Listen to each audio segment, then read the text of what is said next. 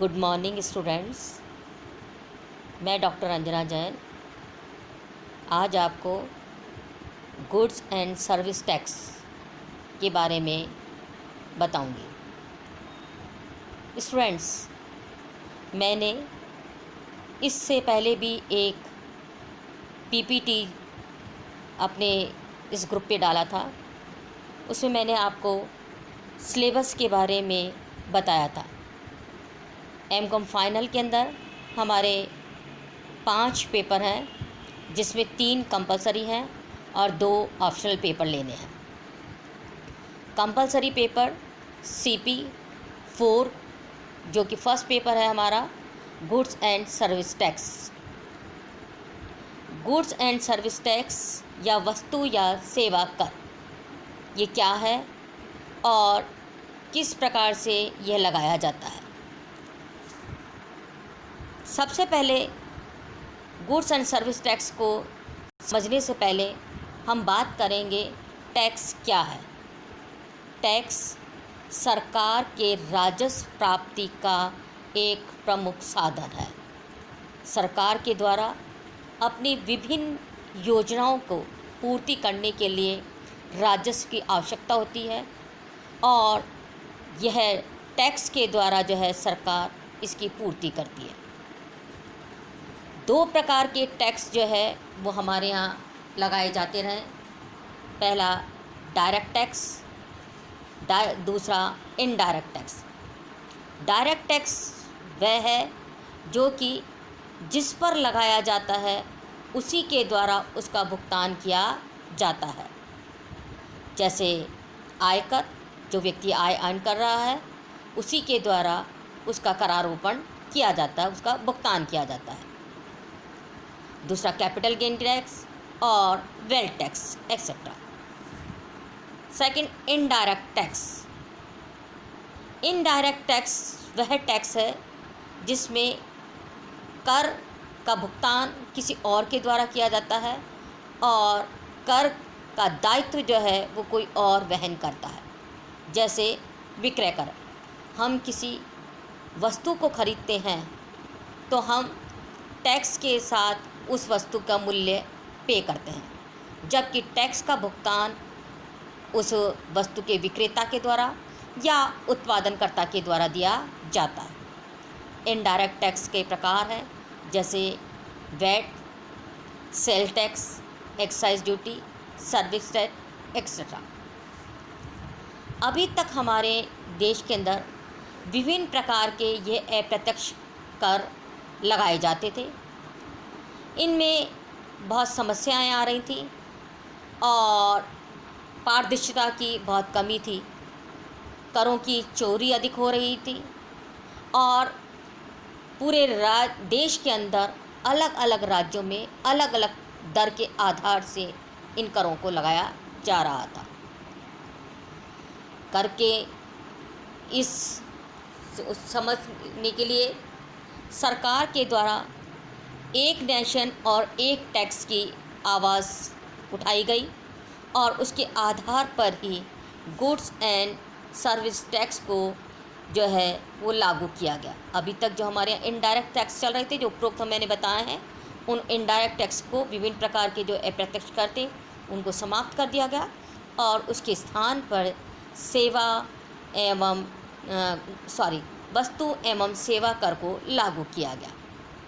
अब हम बात करते हैं कि इस वस्तु एवं सेवा कर का विश्व में इतिहास क्या है, कब से जो है ये लागू किया गया। ये नया कर नहीं है, विश्व में ये काफ़ी समय से पूर्व ही लगा दिया गया था। सबसे पहले 1954 के अंदर इसे फ्रांस में लागू किया गया, उसके बाद 1986 में न्यूजीलैंड में, 1991 में कनाडा में, 1994 में सिंगापुर में और 2000 के अंदर ऑस्ट्रेलिया में इसे लागू किया गया। भारत में यह 1 जुलाई 2017 से लागू किया गया और संपूर्ण भारत में जम्मू कश्मीर सहित इसे लागू किया गया। अब हम बात करते हैं कि GST क्या है। What is GST? यह एक अप्रत्यक्ष कर है, ये इनडायरेक्ट टैक्स है। यह वस्तु या सेवा के प्रदाता अर्थात सप्लाई करने वाले के पर लगाया जाता है। यह तब लगाया जाता है जब कर योग्य या वस्तु या सेवा की आपूर्ति की जा रही हो। यह आपूर्ति के प्रत्येक स्तर पर लगाया जाता है, लेकिन यह केवल वैल्यू एडिशन मूल्य पर ही लगाया जाता है। इसमें क्रय पर चुकाए गए कर की क्रेडिट मिल जाती है, इसलिए इसे वैल्यू एडेड टैक्स भी कहते हैं। अब प्रश्न है कि भारत में इसकी आवश्यकता क्यों हुई? Need of GST in India. GST से पहले भी भारत में वस्तु या सेवा पर कर लगता था, लेकिन यह कर अलग अलग राज्यों में अलग अलग दर से लगाया जाता था, जैसे उत्पादन कर, बिक्री कर, सेवा पर सेवा कर और अन्य अलग अलग कर लगाए जाते थे और इनके लिए अलग अलग कानून थे। इस कारण से कर की प्रक्रिया कठिन होती थी। इसके अलावा टैक्स क्रेडिट में भी समस्या आती थी, जैसे कि एक्साइज ड्यूटी की क्रेडिट सेल टैक्स में नहीं मिलती थी और सेल टैक्स को एक्साइज ड्यूटी से कवर नहीं कर सकते थे।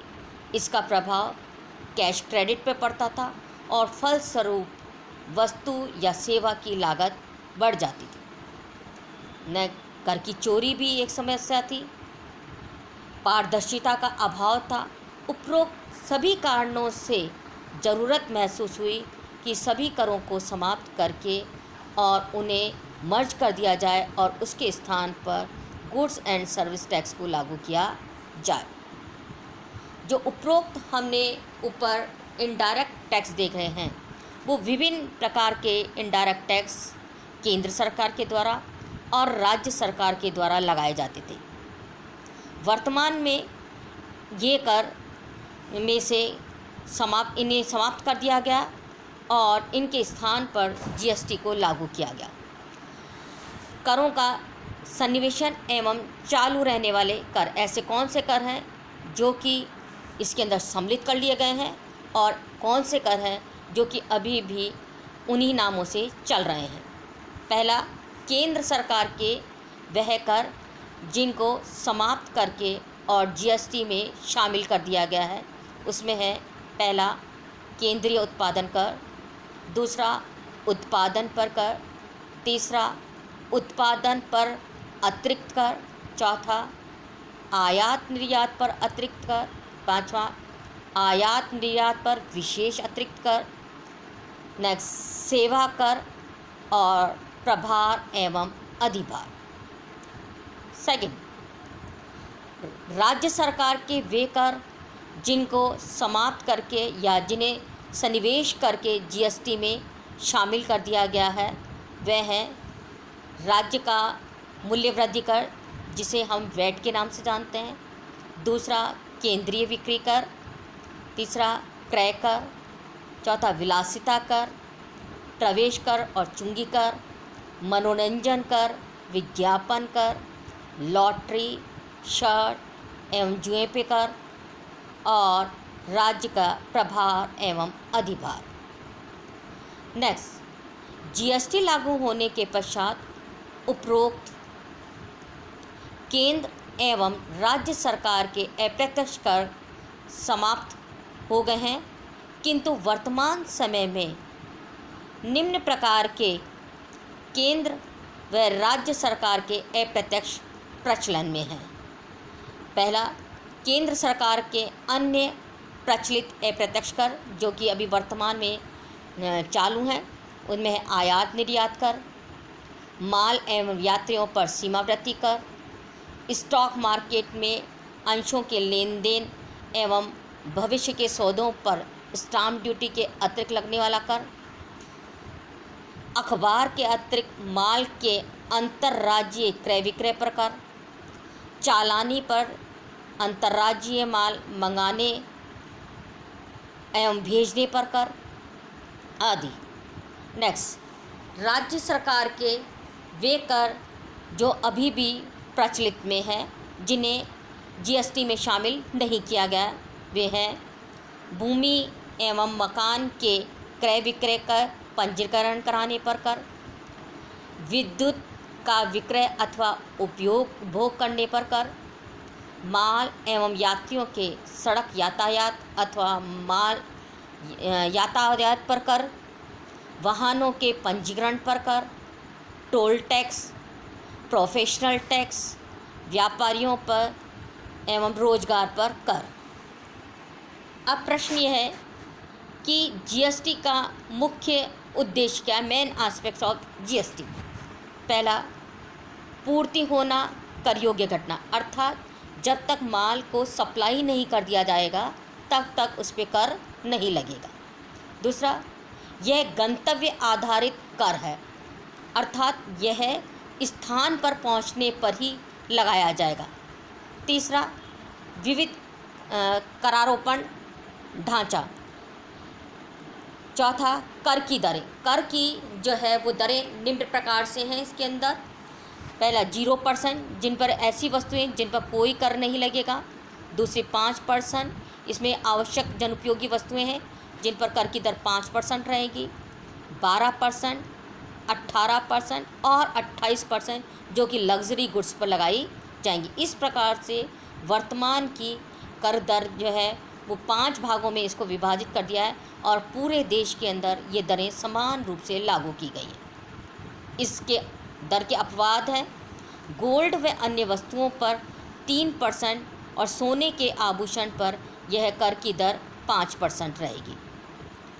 छोटे व्यापारियों के लिए कर मुक्ति है। 20 लाख तक की जिनकी वार्षिक विक्रय है उन पर वस्तु या सेवा कर से उन्हें मुक्त रखा गया है।